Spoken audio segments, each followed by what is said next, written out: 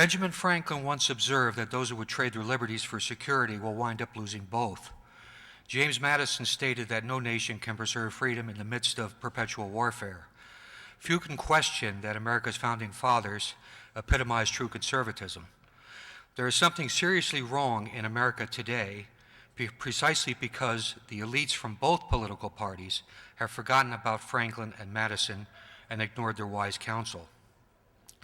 No one should doubt that ill-conceived security measures and the greatly exaggerated fear of terrorism have driven much of both foreign and domestic policy since 9/11. 9/11 was undeniably a horrific experience for this nation, but it did not threaten the survival of the American Republic. Its remaining perpetrators and their handful of heirs do not do so either. Only we Americans can do that, and we are doing so by overreacting to the danger and compromising our own liberties. Conservatives should be the voice of reason. They should demand commensurate and realistic responses to genuine foreign and domestic threats, rather than overkill, more bureaucracy, and lots of unneeded government pork. The government's creation of a no-fly list with 1 million names and a terrorist suspects list with nearly 500,000 names exemplifies that damage that has already been done. If there were even 1% that many people in the United States actually threatening terrorist activity, there would be waves of bombings in the streets, and that has not taken place. That it has not taken place tells you that both the lists and the process used to compile them are essentially false. The expression war on terror is in itself meaningless. Terror is a tactic. It is not a foreign government or a political movement. To use the expression a terrorist group is equally misleading, as the groups which come in all shapes, sizes, and colors are essentially political and have frequently clearly defined political objectives, even if they use terrorism to advance their agenda. In most cases, the groups we call terrorists seek to take over the government of the countries where they operate, replacing groups not dissimilar to themselves who are currently in charge. Why is it that we call something, why is it that because we call something in a certain way is important? When we use the expression of terrorists, it is important because how you name and define something shapes how you think about it and how you respond to it. It frames the narrative. Instead of bumper sticker definitions, we should instead be asking whether international groups that use terror genuinely threaten either the United States or any vital national interests. If we were to undertake such an analysis, we would quickly learn that frequently the terrorist label is misleading. The exploitation of fear of terrorism by those in government has led to wars that did not have to be fought. Fear has been the key to the door for expansion of government and government powers, and the people in charge in Washington have seized on the opportunity. It has also eroded the liberties that have defined us as a nation. To cite only one example, the position taken by the Obama administration that it is all right to assassinate American citizens overseas based on secret information violates principles of due process and deprives every citizen of the constitutional right to defend himself before a jury of his peers. The government has also decided that it doesn't need any judicial review to read your emails, look at your bank account, and it can even attach a GPS device to your car so that it can have a record of where you go and who you visited. John Pistole, head of the Transportation Security Administration, says that his officers can force you to strip naked at the airport and there is nothing you can do about it.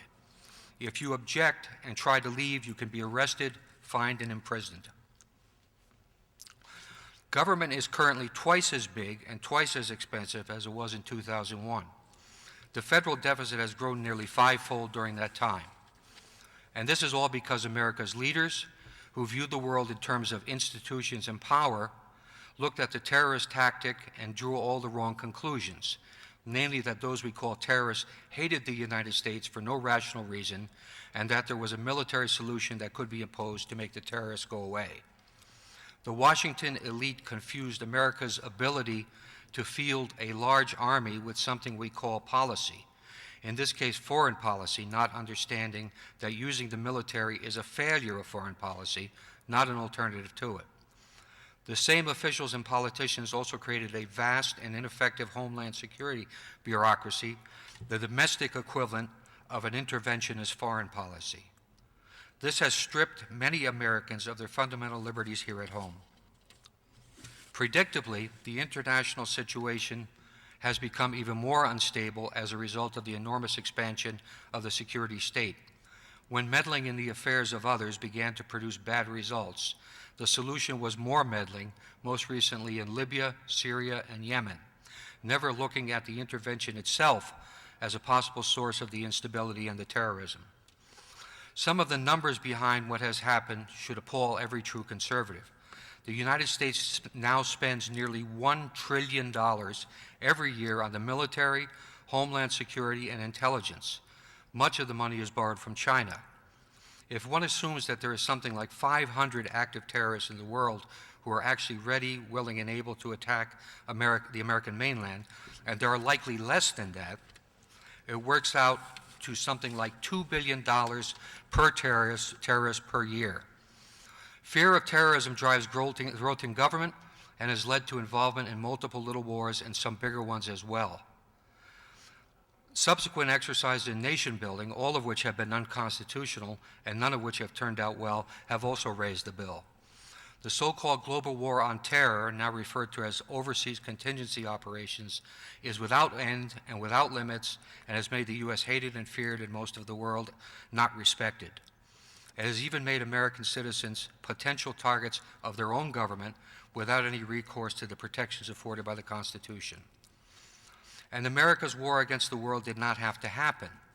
There are real threats in the world against Americans and American interests, but military action in support of the national interest should only be a last option after every other step has been taken.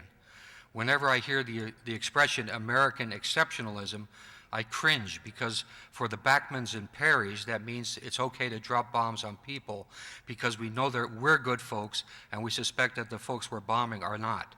Exceptionalism is no excuse for acting irresponsibly. And then there is the issue of blowback. Why is America the target of terrorists and suicide bombers? Surely not because it has freedoms. As the dear departed Osama bin Laden once put it, and possibly the only known joke ever told by a terrorist, if freedoms were the issue, Al-Qaeda would have been attacking Sweden.